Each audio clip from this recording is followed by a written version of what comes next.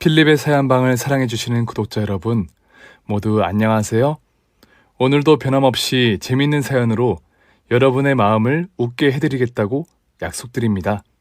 그럼 제 앞에 있는 사연을 꺼내보겠습니다. 눈 깜짝할 사이에 40대가 된 저는 올해로 결혼 21년 차입니다. 20살, 그 어린 나이에 멋모르고 남편을 만나 결혼을 했는데요. 저는 지난 20년간 시집살이를 했답니다. 벌써부터 막막한 이야기가 예상되시죠? 그런데 저의 시집살이는 생각 이상으로 끔찍했답니다. 되돌아보면 어떻게 그 모진 고생을 버텼는지 신기하다니까요. 그럼 시댁 이야기와 큰 사건을 곁들인 저의 사연을 적어보겠습니다. 저는 7살에 부모님에게 버려져 보육원에서 성장했어요. 언젠가 다시 찾아올 거라 믿었는데 부모님은 가난을 벗어나지 못했는지 단 한 번도 보러 오지 않았고 연락조차 닿지 않았답니다. 원망과 미움이 가득 찬 채로 성인이 되었고 세상에서 처음으로 저를 사랑해주는 남자와 만나게 되었어요. 그 이유와 저는 놀이공원에서 일하다가 만났습니다. 저보다 4살이 많은 오빠였는데 때론 친구 같기도 하고 때론 처음 받아본 관심과 애정에 무척 고마웠고 세상을 보는 눈이 달라지더라고요. 그래서 이 남자가 제 인생의 처음이자 마지막 사랑이고 유일한 가족이 되리라 굳게 믿었습니다. 그와 1년간 연애하고 났더니 결혼이라는 게 너무 하고 싶었어요. 그이도 저와 같은 마음이어서 저희는 직진하기로 결심했답니다. 21살의 어린 나이에 결혼을 하기로 한 거죠. 처음 시댁에 찾아가서 인사를 드렸을 때는 그냥 교제하고 있다는 걸 알리는 줄 아셨어요. 어린 저와 예비 남편이 결혼하리라고는 상상도 못하셨죠. 인사를 드리고 식사를 한 뒤 예비 남편이 결혼하겠다고 말을 꺼냈습니다. 엄마, 아버지, 저 결혼하려고요. 혜민이랑 미래를 함께 할 겁니다. 뭐? 결혼?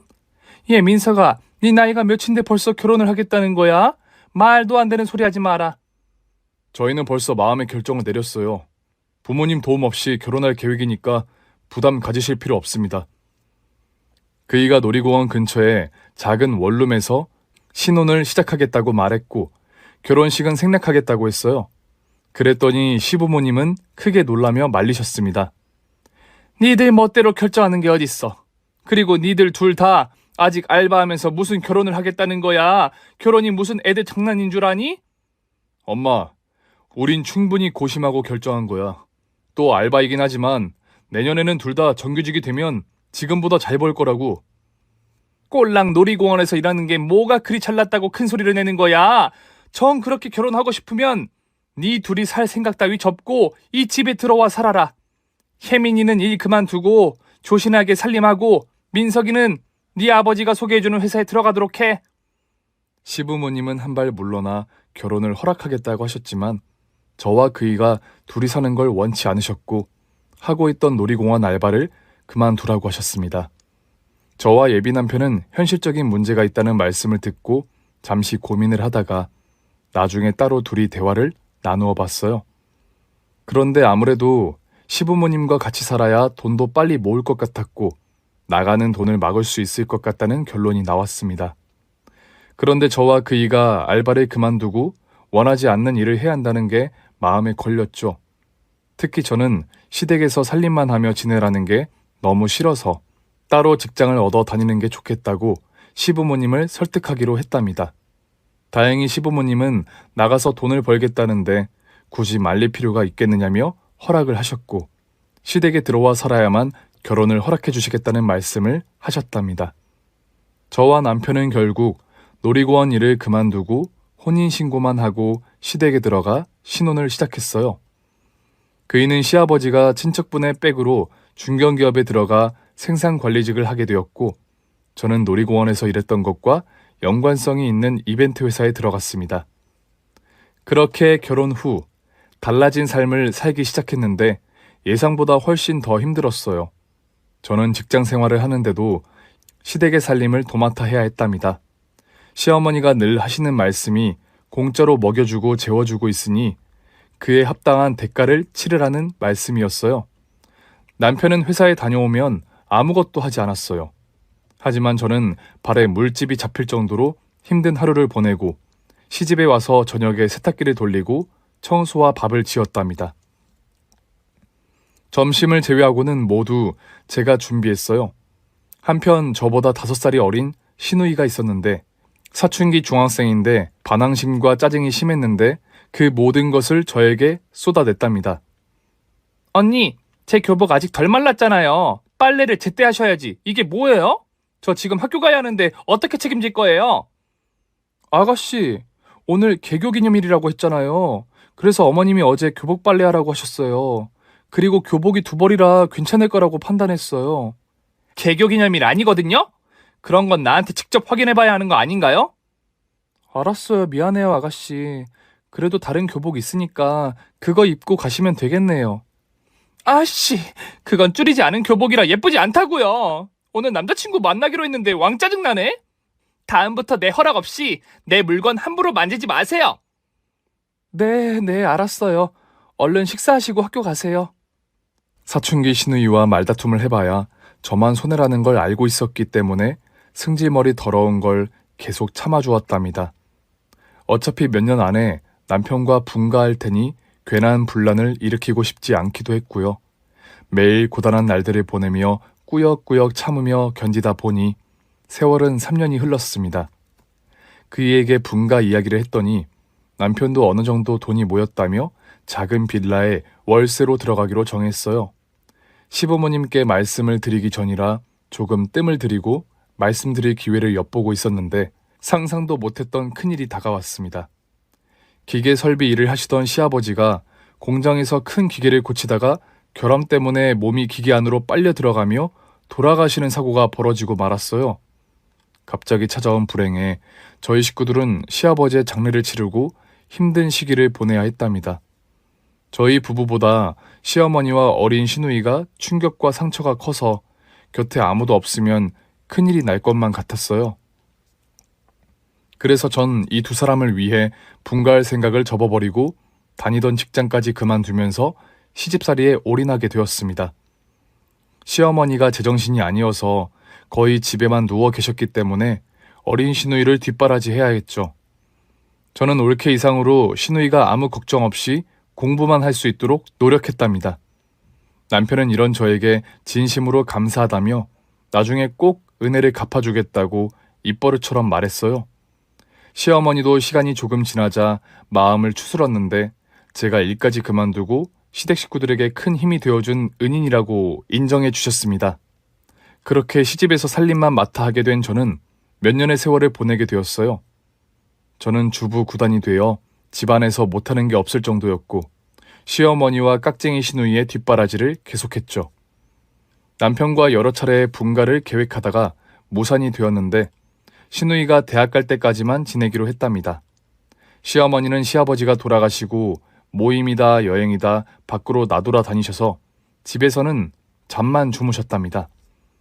그래서 고3 시누이의 개 진상을 모두 참아가며 수험생 엄마 노릇을 힘들게 했네요.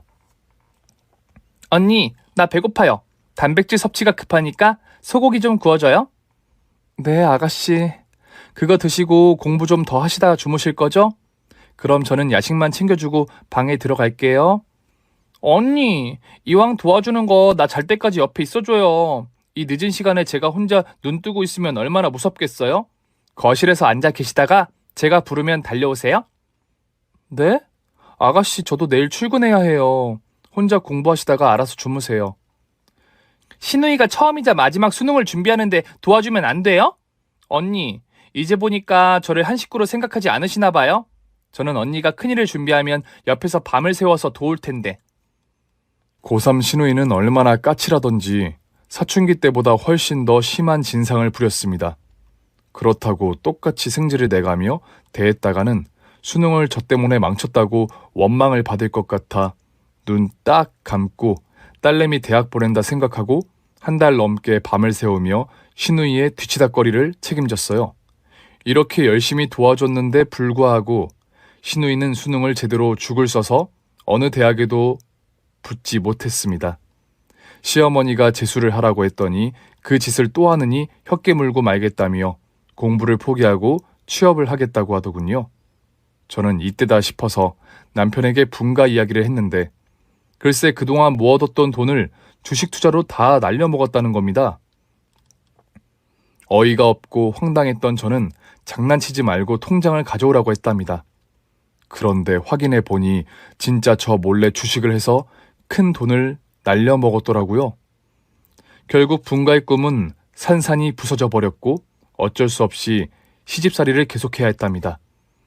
그런데 시아버지의 부재로 집안의 가장은 자연스럽게 남편이 되었고 생활비와 시모녀 용돈과 집안에 들어가는 모든 비용을 남편에게 의존하게 되어 돈을 모을래야 모을 수가 없었습니다.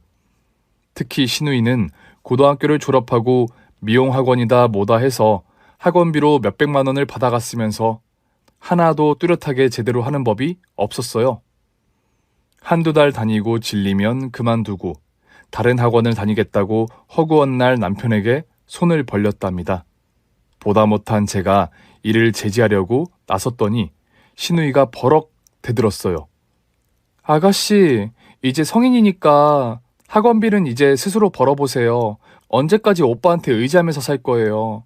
우리 빨리 돈 모아서 분가해야 하니까 오빠한테 돈 달라는 말 그만하세요. 아니, 언니가 번 돈도 아닌데 왜 난리세요? 내가 내 오빠한테 용돈 좀 받는데 왜 언니가 끼어드냐고요. 자기도 나랑 똑같이 돈 받아 쓰는 주제에. 뭐라고요, 아가씨? 난 오빠의 아내예요. 그리고 내가 이 집 살림을 다 하는데 어떻게 그런 말을 할 수가 있어요? 내가 아가씨 수능 보기 전까지 개고생하며 뒷바라지한 거 잊으셨어요? 하! 겨우 그것 좀 했다고 생색내시는 거예요? 누가 들으면 시댁을 위해 엄청 헌신한 줄 알겠네. 그래봤자 살림 조금 한 게 전부면서. 시어머니가 놀러 나가셔서 집안에 어른이 아무도 없었기 때문에 제대로 혼쭐을 내주기로 했답니다. 아가씨, 아니 김민희, 너 내가 많이 참았다. 누군 승질 부릴 줄 몰라서 가만히 참은 줄 알아? 내가 오냐오냐 받아주니까 만만한 모양인데 너 사람 잘못 봤어. 인생엔 단맛, 쓴맛, 똥맛까지 다 보면서 보육원에서 자란 사람이라고. 그러니까 그만 까불어라. 뒤지게 맞기 싫으면. 우와, 새언니 성깔 장난 아니네. 그 더러운 성질머리로 그동안 어떻게 감추고 사셨을까? 그런데 새언니, 언니만 참고 산 거 아니거든요? 나도 언니한테 더 많이 성질 부릴 걸 줄이고 줄였거든요? 그만 좀 나대고 저리 비켜요. 우리 오빠랑 둘이 얘기하게. 시누이가 끝까지 대들고 싸가지 없게 대들길래 더는 참아주면 안 될 것 같아 그녀의 머리채를 잡아챘습니다. 야, 내가 경고했지 까불지 말라고. 이게 진짜 인생의 더러운 맛을 봐야 정신을 차리려나. 너 조용히 사과하고 네 방으로 꺼질래? 아니면 끝까지 대들고 나랑 한판 붙어볼래? 시누이는 제 힘에 눌려서 아무런 반항을 하지 못하고 고통의 비명만 질렀습니다. 하지만 저는 사과를 할 때까지 머리채를 놓아주지 않을 작정이었어요.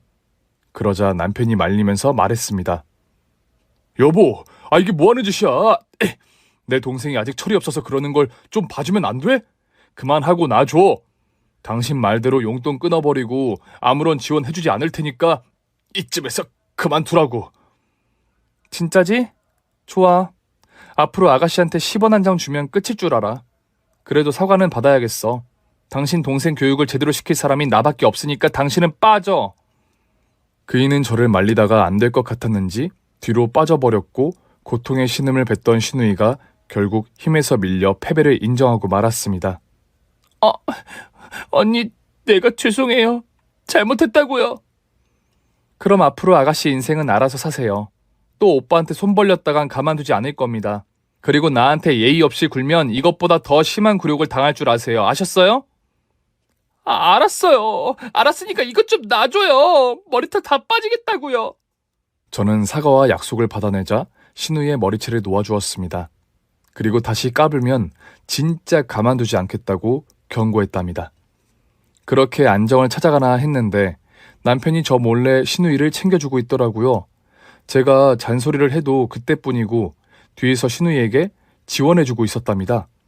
그이는 하다못해 신우이를 독립시켜주겠다며 비싼 오피스텔의 보증금을 마련해 주었어요. 당신 마음대로 몇 천만 원을 막 쓰고 그러면 어떡해? 아니, 당신이 민이랑 하도 싸우니까 내보낸 거야.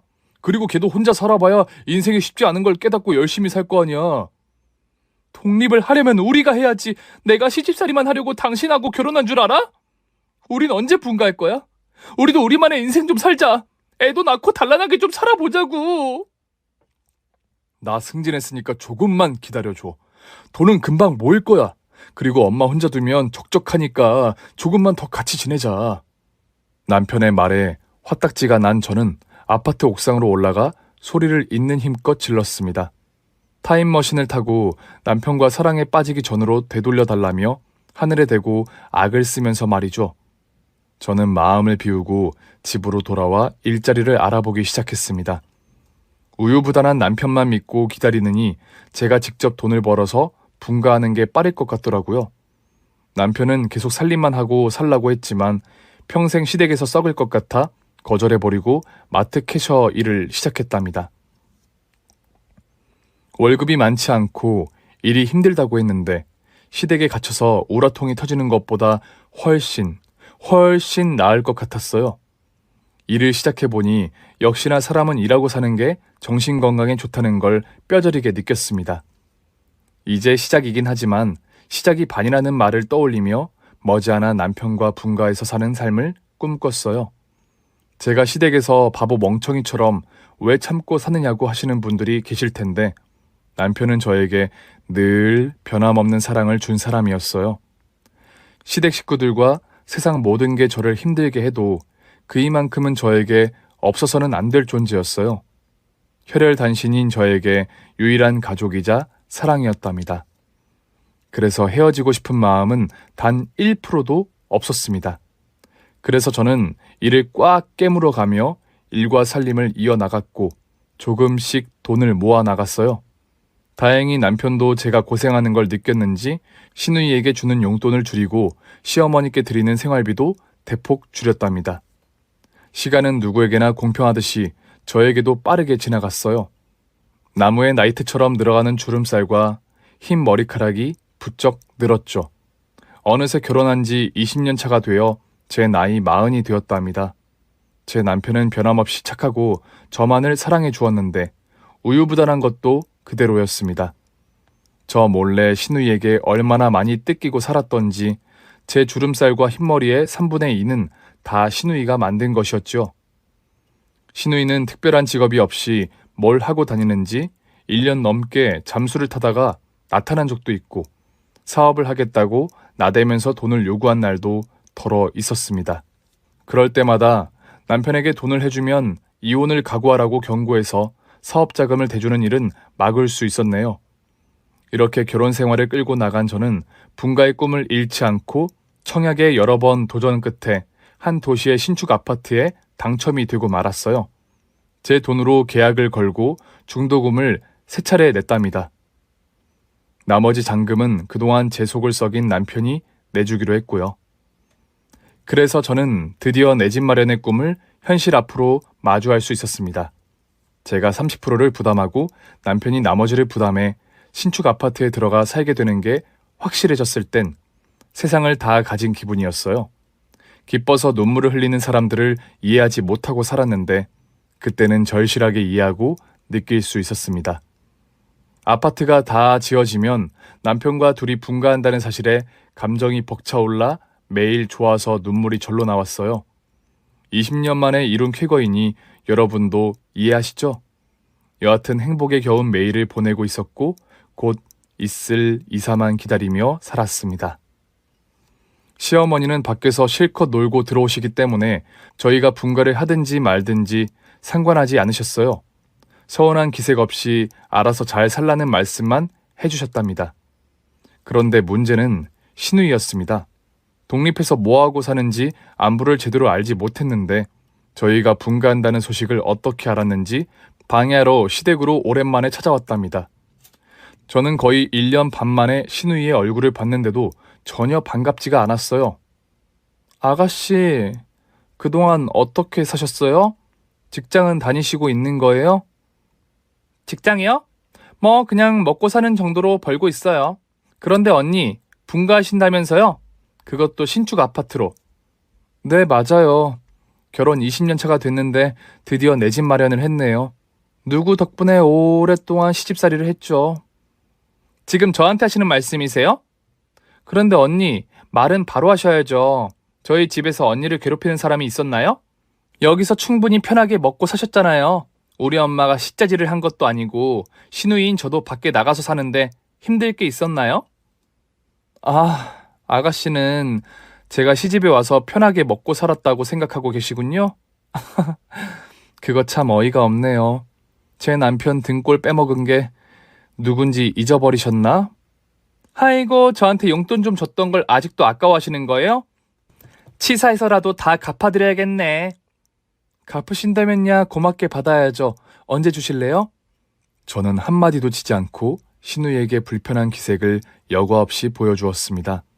그러자 신우이가 저희를 찾아온 이유를 말하더군요. 언니 오빠, 나 결혼해요. 이 기쁜 소식을 전하려고 온 거예요. 결혼이요? 1년 넘게 어디서 뭐하고 있나 했더니 연애를 하고 계셨군요. 하긴 아가씨도 이제 30대 중반이니 갈 때가 되긴 했죠. 그런데 남자는 뭐 하는 분이에요? 저랑 같이 사업하는 남자예요. 사실 저 집을 나간 이후로 계속 사업을 하고 있었어요. 벌이가 일정치는 않았는데 요즘은 꽤 잘 나가요. 아가씨가 사업을 한다고요? 이야, 오래 살고 볼 일이네요. 지금 저 무시하는 거예요? 아니요, 그냥 신기해서 그래요. 뭐 어쨌든 결혼하신다니까 축하드려요. 저는 신우이에게 오랜만에 밥을 차려주었고 남편과 셋이 나름 화기애애한 시간을 보냈답니다. 이윽고 밖에서 많은 시간을 보내고 돌아온 시어머니가 신우이를 보자마자 격하게 반가워하며 껴안더군요. 신우이가 좀 밉상이긴 하지만 이제 결혼도 하고 제대로 살려고 하는 것 같아서 사람이 됐구나 하고 생각이 들었습니다. 그런데 그 생각은 1시간 만에 깨져버리고 말았어요. 시어머니와 실컷 수다를 떨다가 저와 남편을 불러 앉히더니 말도 안 되는 소리를 하더군요. 너희들 말이야, 청약받은 아파트 미니 결혼 선물로 주거라. 신혼집을 아직 구하지 못했다고 하니까 니들이 양보 좀 해. 새언니, 너무 놀라지 마세요. 공짜로 달라는 거 아니니까. 제값 줄 테니까 저희한테 넘기세요. 그리고 두 사람은 분가를 뭐하러 해요? 이 집에서 20년이나 살았으면 그냥 북바지로 사는 게 낫지 않나? 게다가 엄마가 혼자 살기 적적하다니까 계속 여기서 지내시는 게 좋지 않을까요? 당장 신우이의 주둥이를 꼬집어버리고 싶었지만 시어머니 때문에 참았습니다. 말도 안 되는 소리 하지 마세요. 제가 청약 당첨되기까지 얼마나 많은 도전을 한 줄 아세요? 아가씨, 꿈도 꾸지 마세요. 얘가 왜 이렇게 치사하게 구니? 공짜로 달라는 것도 아닌데 그렇게 인색하게 굴어야겠느냐? 나 입 아프게 하지 마라. 잔말 말고 네 신우 결혼 선물이다 생각하고 아파트 내놔. 어머님, 저희가 20년 동안 어떻게 살았는지 모르세요? 그에 대한 보상을 이제야 받게 되었는데 그것마저 빼앗아 가시겠다고요? 하늘이 두 쪽 나도 아가씨한테 저희 집을 넘겨줄 일은 없을 겁니다. 참나, 누가 들으면 우리 집에 시집와서 개고생하고 산 줄 알겠네. 야, 나 같은 시어머니가 어디 있느냐? 그럼 어머님, 반대로 저 같은 며느리가 어딨나요? 20년 동안 군소리 않고 이 집 식모가 되어 살았으면 꽤 고생한 며느리 아닌가요? 뭐야? 하! 진짜 대화가 안 된다. 어떻게 된 게 넌 갈수록 싹수가 노래지느냐?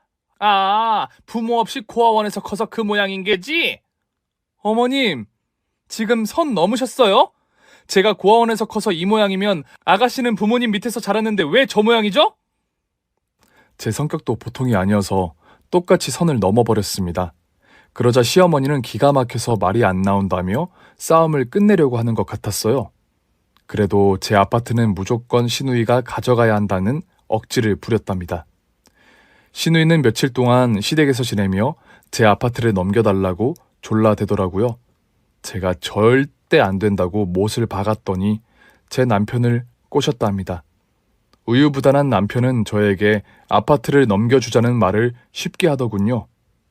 여보, 우리 아파트 그냥 미니 주면 안 될까? 돈 준다고 하니까 우린 다른 아파트로 분가하면 되잖아. 그래, 넘겨줘. 그럼 나는 다른 남편이랑 분가해야겠다. 여보, 미안해. 못 들은 걸로 해줘. 그냥 우리가 가서 살자. 진작에 그럴 것이지. 한 번만 더 허튼 소리 하면 진짜 이혼할 줄 알아. 알았어, 당신이 하라는 대로 할게. 그이는 우유부단하긴 했지만 제가 이혼하겠다고 엄포를 놓으면 제 말을 듣더라고요. 그래서 20년의 세월을 같이 살아왔나 봅니다. 신우이는 아직도 제 아파트를 포기하지 못하고 계속 달라며 시댁에서 버티더라고요. 말싸움 하기도 싫어서 신우이가 하는 말을 그냥 듣는 채도 하지 않았죠. 그런데 신우가 무슨 일을 하고 있었는지 씀씀이가 장난 아니게 컸습니다. 머리부터 발끝까지 명품을 도배한 건 기본에다 비싼 벤츠를 끌고 다니더라고요. 무슨 사업으로 이렇게 돈을 많이 벌었느냐고 물었더니 아무에게나 알려주지 않는 비밀 사업이라고 했답니다. 그런데 얼마 뒤 신우이가 방에서 통화하는 걸 듣고는 정상적인 사업을 하고 있는 것 같지 않았어요. 운반책이 걸렸다고? 젠장. 손해가 크겠는데? 아까워도 할 수 없지. 잡힌 꼬리는 잘라버리고 새로운 꼬리를 구해야지. 핸드폰 다 바꾸고 사무실 옮겨.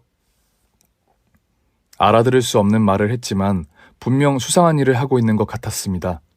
관심을 끊으려는데 저의 궁금증은 자꾸 늘어갔고 짚고 넘어가야겠다는 판단이 들었답니다.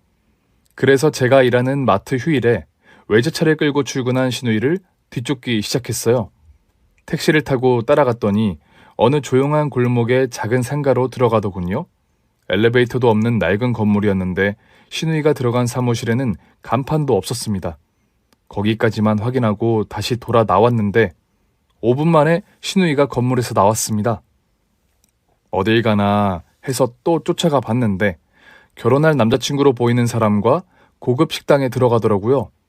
그래서 전 발길을 돌려 신우이의 사무실로 다시 올라갔고 뭐 하는 곳인지 눈으로 보기 위해 노크를 했답니다. 이윽고 누구세요 하며 젊은 남자가 문을 열어주었습니다. 어떻게 오셨어요? 혹시 면접 보러 오신 건가요? 네?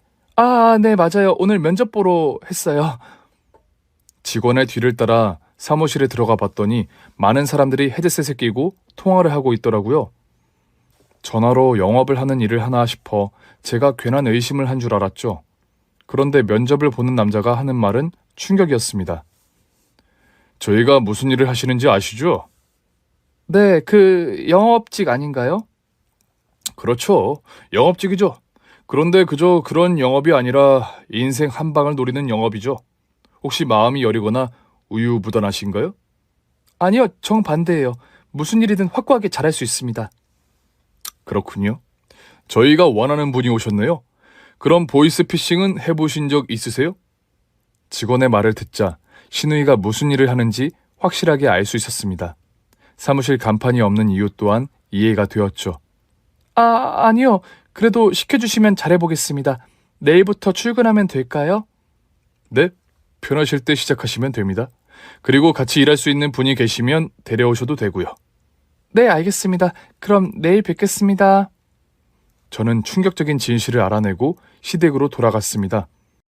남편과 시어머니를 불러 신우이가 보이스피싱의 우두머리로 일하고 있는 걸 말해드렸죠.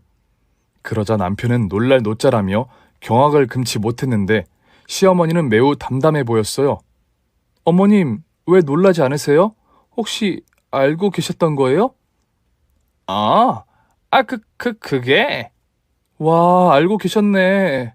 어머님, 아가씨가 범죄를 저지르고 있는데 묵인하고 계셨어요? 에휴, 모르겠다. 미니 이기집애가 오래전부터 보이스피싱을 해왔어. 그것뿐만이 아니라 감옥에도 2번이나 다녀왔다. 1, 2년씩 미니가 잠수탄 거 알지? 사실은 감옥에 들어가서 그런 거야. 내가 그만하라고 몇 번을 말렸는데도 돈 욕심이 나서 포기하지 못하겠다고 또 팔을 들였다고. 헉! 감옥에 다녀왔다고요? 그것도 2번이나요?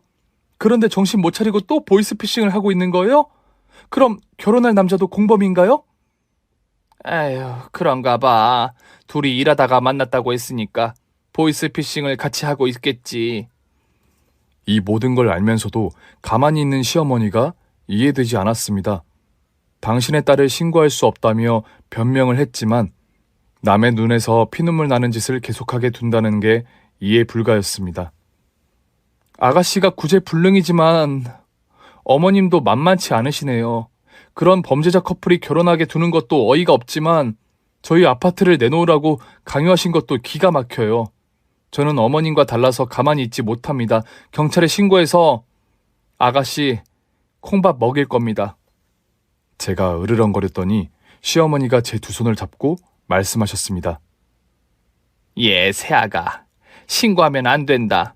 민이 이번에 들어가면 5년 넘게 감옥에서 살아야 해. 겨우 그거밖에 안 살아요? 남의 재산 갈취하고 피고름 나게 한 대가가 겨우 5년이요? 제가 엄벌을 내려달라고 탄원서라도 써야겠네요. 제발 가만히 있어. 한 식구를 제 손으로 감옥에 보내겠다는 게 말이 되니? 모른 척하고 있어봐. 내가 어떻게든 지금 하는 일을 못하게 할 테니까. 못하게 하시려는 거 맞아요?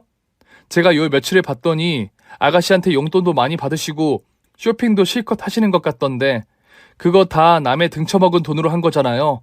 지금 생각해보니 어머님도 공범이시네요? 뭐야? 나는 그냥 딸내미가 효도한다고 해서 받아준 것뿐이야. 그럼 제가 경찰에 신고해서 물어볼게요. 어머님이 처벌을 받아야 하는지 아닌지 말이에요. 제가 흥분을 하며 핸드폰을 손에 쥐자 시어머니가 바로 낚아챘습니다. 그리고 새아가, 이러지 말자. 네 시누이 불쌍한 애야. 학창시절에 아빠를 잃은 데다가 하려고 했던 일들이 죄다 엉켜서 이룬 게 하나 없다고. 내가 어떻게든 사람 만들어 놓을 테니까 신고는 참아줘. 아빠를 잃었다고 다 엇나가지 않아요. 그렇게 따지면 고아원에서 자란 저는 무지막지한 범죄를 저질러야 이론이 맞는 거 아닌가요? 게다가 아가씨가 뭐 하나 제대로 도전한 적 있어요? 작심삼일로 때려치운 학원이 몇 개인 줄 아세요? 어쨌든 저는 신고할 겁니다. 핸드폰 주세요. 그러자 시어머니가 애원의 눈물을 흘리시며 무릎을 꿇으셨습니다. 제발 당신의 딸을 신고하지 말라며 두 손을 싹싹 빌었답니다. 새아가, 제발 모른 척 해주거라. 딸을 3번이나 감옥에 보낼 수는 없어. 저는 핸드폰을 다시 빼앗으며 대답했습니다. 3번이고 4번이고 정신 차릴 때까지 보내야죠. 112 버튼을 누르려고 하자 시어머니는 포기를 했는지 고개를 떨구고 말았습니다. 그런데 그때 시누이가 집 안으로 들어오더군요. 호랑이도 제 말하면 온다는 표현이 딱 맞아떨어지는 순간이었죠. 무릎을 꿇고 있는 시어머니의 모습을 본 시누이가 저에게 따지듯 물었습니다. 새언니, 이게 뭐 하는 짓이에요? 이제 하다하다 우리 엄마한테 벌을 세우는 거예요? 제가 벌을 세운 게 아니라 스스로 벌을 서시네요. 보이스피싱하는 아가씨를 신고하지 말라면서요. 그러자 시누이가 조금 놀라며 대답했습니다. 어떻게 알았어요? 다 아는 수가 있죠. 꼬리가 길면 밟히는 법인 거 모르셨어요? 그래서 엄마가 무릎 꿇고 빈 거예요? 나 신고하지 말라고? 진짜 짜증나네. 이봐요, 새언니. 우리 한 식구인 거 잊으셨어요? 한 식구라도 남의 눈에서 피눈물하게 하는 짓을 두고 볼 수는 없죠. 아가씨 보이스피싱에서 호의호식하고 사니까 좋으세요?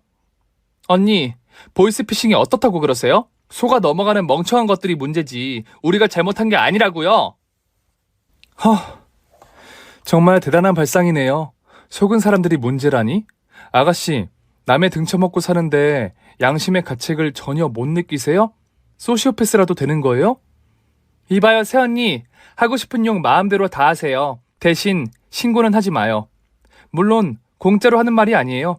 내가 새언니네 아파트 잔금을 모두 내줄 테니까요. 어때요? 이러면 입을 다물어 주실 의향이 생기지 않아요?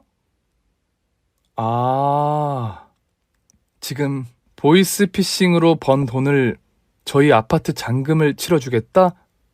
글쎄, 그게 가능할지 모르겠네요. 아까 아가씨 들어왔을 때부터 112에 전화 연결이 되어 있었거든요. 저는 핸드폰 액정을 보여주며 씩 웃었습니다. 그러자 시누이는 씨발, 새됐네. 야, 너 내가 가만두지 않을 거야. 지금은 일단 튀어야 하니까 그냥 가는데 나중에 너 찾아가서 아작 내줄 거라고. 라고 말을 남기며 불이 나게 현관을 향해 달려갔습니다. 하지만 현관문을 열었을 땐 이미 경찰관들이 지키고 서 있었어요. 제가 112 버튼을 누르고 일부러 보이스피싱이라는 단어를 남발해서 그런지 잘 알아듣고 시누이를 잡으러 왔답니다. 뭐야, 아저씨들. 여기서 뭐 하는 거예요? 김민우 씨, 경찰서까지 같이 가주시죠. 보이스피싱으로 들어간 전과가 있으시던데 방금 범죄를 인정하는 발언을 모두 녹취했습니다. 서까지 가셔서 조사를 받아주셔야겠습니다. 그건 허언이에요. 그냥 헛소리를 한 거라고요. 겨우 말 몇 마디에 선량한 사람을 잡아가겠다는 게 말이 돼요?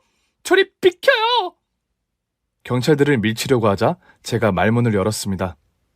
형사님들, 제가 김민희 전현이 운영하는 보이스피싱 은신처를 알고 있습니다. 당장 체포하셔도 돼요. 그러자 형사들이 신우이를 체포했고 저에게 은신처가 어딘지 함께 가자고 했답니다.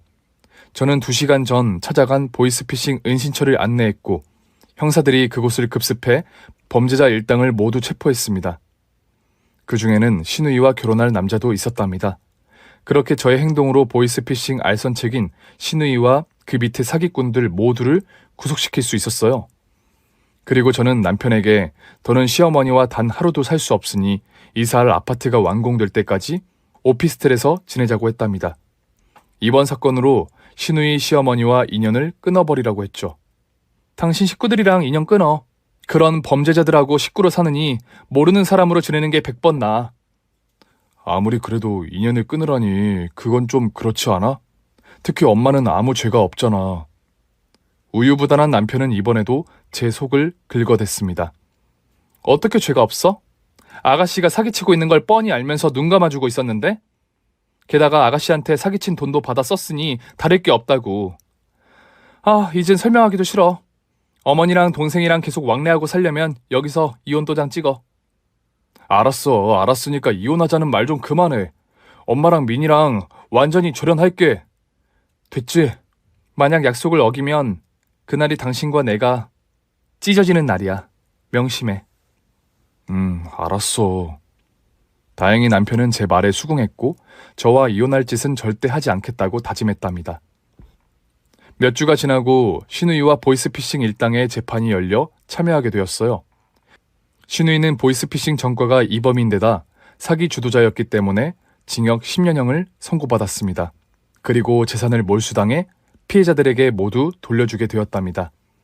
이미 많은 돈을 써버려서 모두 돌려주진 못했지만 피해 금액의 절반 이상씩 돌려받아 그나마 다행이었어요.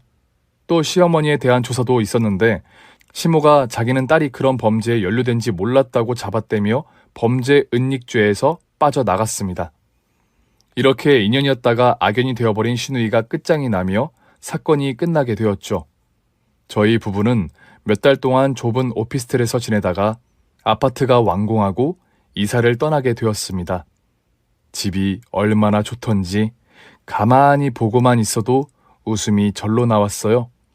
결혼 20년 만에 이룬 것이니 얼마나 좋았겠어요. 남편과 저는 새로운 둥지에 새 가구를 들였고 신혼을 다시 시작하게 되었습니다. 그이는 시댁 식구들에게서 벗어나더니 우유부단하고 흐리멍텅한 모습이 조금씩 지워졌어요. 자기 의견을 말할 줄도 알고 고집을 부리기도 했죠. 사람은 환경에 따라 달라지기도 하더라고요. 여하튼 신혼의 재미에 푹 빠져 살던 저희 부부는 20년 만에 아이를 갖게 되었습니다. 시집살이 할 때 여유가 없어 쭉 미루고 미뤄왔던 일인데 시댁을 벗어나니 바로 임신이 됐네요. 이듬해 어여쁜 딸아이를 출산했는데 고아로 자라온 저에게 유일한 피부치가 생기자 세상 보는 눈과 마음이 달라지더라고요. 그동안 너무 이기적으로 살아오지 않았나 하는 생각이 들었고 나만 힘들게 살아왔다는 어리석은 마음이 들었습니다.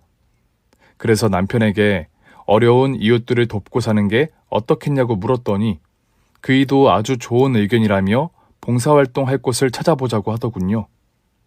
그래서 봉사단체에 들어가 주말마다 보육원, 양로원, 그리고 독거노인이 사는 집을 찾아가 도움의 손길을 내밀었답니다. 이렇게 인생을 의미 있게 그리고 행복하게 지내고 있었는데 어느 날 시어머니가 저희 집을 찾아오셨습니다. 남편은 끝까지 문을 열어주지 않았는데 제가 무슨 말을 하려는지 한번 드러나 보고 돌려보내자고 문을 열어주었답니다. 시어머니는 사시나무처럼 떨었고 10년은 더 늙어 보이도록 초췌해졌어요. 세아가, 민서가, 나 나 어떻게 하면 좋으냐? 어머님, 무슨 일로 오셨죠? 저희가 어머님을 만나고 싶지 않다고 분명하게 일러뒀을 텐데요. 나도 안다. 그런데 상황이 너무 시급해서 찾아왔다. 내가 도움을 청할 때가 너희들 말고 또 누가 있겠니? 무슨 일인데 그러세요? 심호흡하시고 천천히 말씀해 보세요. 시어머니는 연신 심호흡을 하시더니 바닥에 주저앉으셨고 며칠 전 있었던 일을 말하기 시작했습니다. 얘들아, 아무래도 내가 보이스피싱을 당한 것 같다. 내 통장이 해킹당했다고 출금 정지를 잠시 시키겠다고 해서 비밀번호를 알려줬는데 어제 은행에 가봤더니 통장의 돈은 통 비었더라. 해킹당한 건 사기였다고 하고. 얘들아, 나 어쩌면 좋니? 내 집을 담보로 대출받은 돈을 모두 날렸다고. 보이스피싱을 당했다고요? 그런데 어머님, 대출은 왜 받으셨어요? 내 딸 면회를 갔는데 돈을 벌 기회를 준다고 해서 시키는 대로 한 거야. 내 돈을 네 시누이의 부하 직원이 받아서 사업자금으로 쓰기로 했어. 그러니까 아가씨의 보이스피싱 부하 직원에게 투자를 할 명목으로 대출을 받았다고요? 그런데 그 돈을 보이스피싱으로 날렸고? 말이 그렇게 되나? 어쨌든 내 피 같은 돈 어찌냐? 내가 이 나이에 무슨 일을 해서 그 많은 돈을 갚겠어? 얘들아, 나 좀 도와다오. 아니면 내가 너희 집에서 살게 해주든가. 저는 너무 어이가 없어서 실수를 했고 남편도 고개를 가로저으며 혀를 찼답니다. 어머님이 보이스피싱을 당해서 다행이네요. 그러지 않았으면 그 사업자금으로 피해자들을 또 양산했을 거 아니에요. 모든 건 뿌린 대로 거두는 법이에요. 어리석은 짓을 하셨으니 벌도 달게 받으세요. 나가서 폐지를 줍든 식당에서 일을 해서 빚을 갚든지 알아서 하세요. 이도저도 하기 싫으시면 쉼터에 가서 지내시던가요. 우린 어머님을 절대 도와주지도 받아주지도 않을 겁니다. 아시겠어요? 시어머니는 제가 받아주지 않자 남편에게 애절한 눈빛을 지었습니다. 하지만 남편은 더 이상 우유부단하고 줏대없는 남자가 아니었어요. 시댁 식구들 때문에 망가진 삶을 계속 살면 안 된다는 걸 뼈저리게 알고 있어 확실하게 거절했답니다. 엄마, 안 되겠어요. 민이나 엄마나 나쁜 짓 하려다가 이렇게 된 거 아니에요. 우리를 똑같은 생지옥에 밀어넣지 마세요. 이제 엄마 인생과 우리 인생은 별개입니다. 더는 공조라는 한 식구가 아니라고요. 민석이 너까지 이러기야? 이 애미가 길바닥에 나 앉아 객사라도 하면 좋겠어? 어머님, 그런 말로 꽤 생각하지 마세요. 무슨 말을 해도 도와주지 않을 거니까 나가서 알아서 사세요.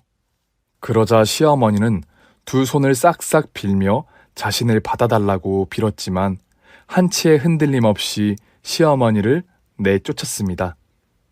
이후 시모는 대출금을 갚지 못해 경매로 집을 넘기게 되었고 예상한 대로 노인 쉼터에 들어가 지내게 되었어요.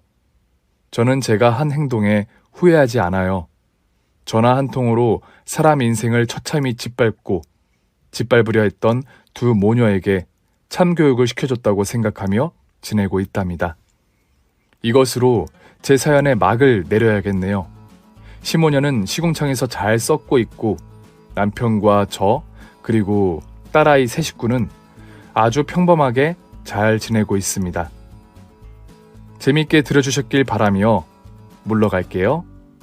오늘의 사연은 단순한 시집살이인 줄 알았는데 보이스피싱 알선책인 신우의 반전까지 무시무시하네요. 사연자님이 많은 사람을 구하셨으니 모두 박수를 보내주시면 좋겠네요. 그럼 구독과 좋아요를 눌러주시고 응원의 댓글도 남겨주시길 바랍니다. 저는 다음 사연으로 돌아오겠습니다. 모두 안녕히 계세요.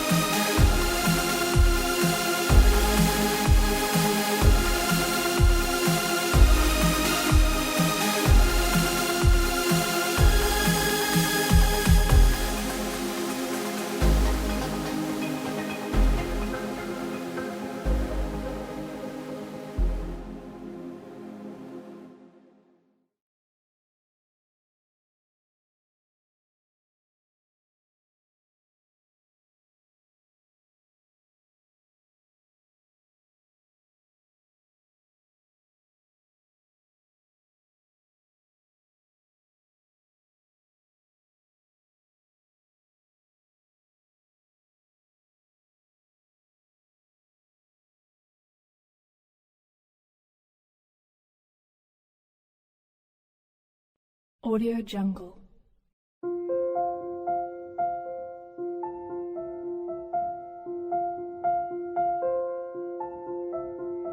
Audio Jungle.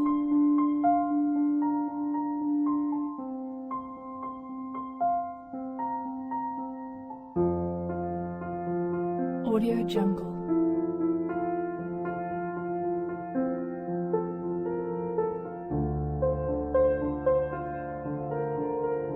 Audio Jungle.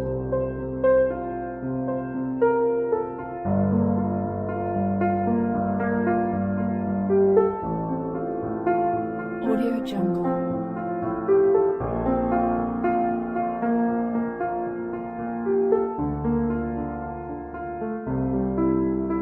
Audio Jungle.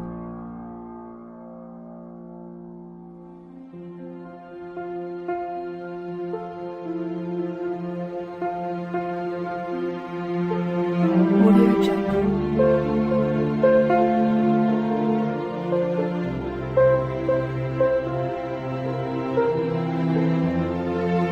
Audio Jungle.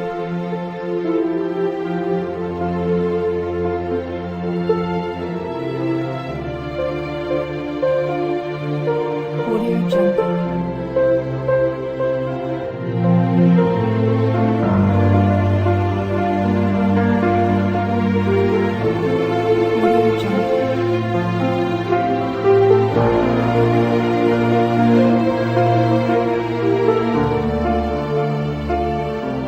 Audio Jungle.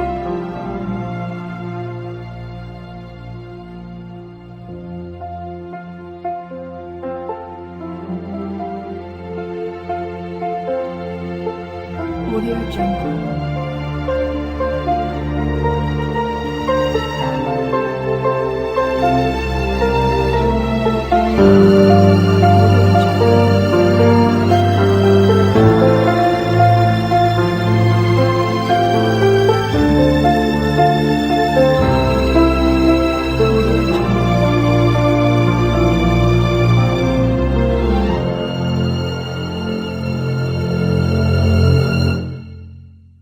Audio Jungle.